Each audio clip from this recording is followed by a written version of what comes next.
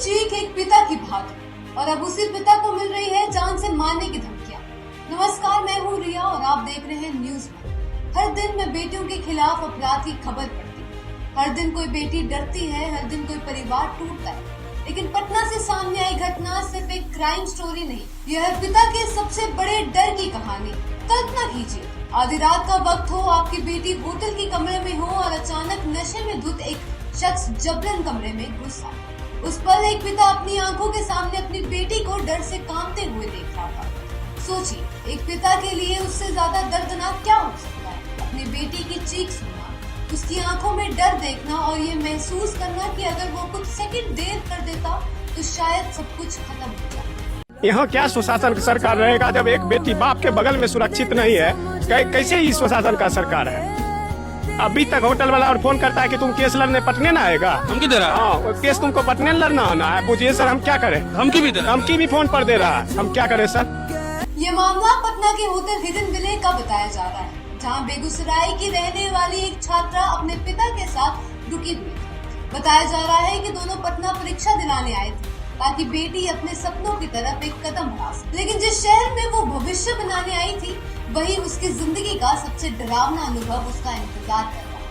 आरोप है कि आधी रात करीब 12 बजे होटल के एक नशे में धुत कर्मचारी जबरन कमरे में घुस आया। रिपोर्ट्स के मुताबिक उसने छात्रा के साथ बदसलूकी करने की कोशिश की, लेकिन उस रात वो पिता डरा नहीं। वो अपनी बेटी के लिए दीवार बनकर खड़ा हो गया।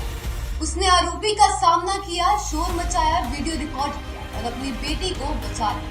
लेकिन कहानी यहीं खत्म नहीं।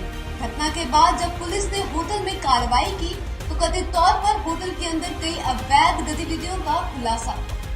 रिपोर्ट्स के मुताबिक छापेमारी के दौरान शराब की बोतलें और कई संदिग्ध चीजें बरामद की गई, जिसके बाद होटल को सील कर दिया गया। लेकिन अब इससे डरावनी बात सुनिए। जिस पिता ने अपनी बेटी को बचाया, आज वही पिता डर के साए में जी रहा है। रिपोर्ट्स के मुताबिक उसे लगातार धमकियां दी जा रही है, फोन कॉल्स किए जा रहे हैं और केस वापस लेने के दबाव बनाया जा रहा है। आखिर क्यों? क्या अब इस देश के पिता को अपनी बेटी की रक्षा करने की भी सजा मिलेगी? सोचिए उस पिता पर क्या बीत रही होगी जब एक तरफ वो अपनी बेटी के डर को संभाल रहा है और दूसरी तरफ खुद धमकियों का सामना कर रहा है।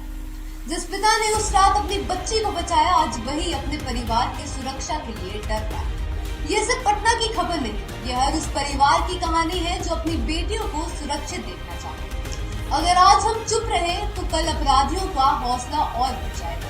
पीड़ित परिवार को सुरक्षा मिलनी चाहिए, धमकी देने वालों को सख्त कार्रवाई होनी चाहिए और सच दबाने की हर कोशिश को बेनकाब करना होगा।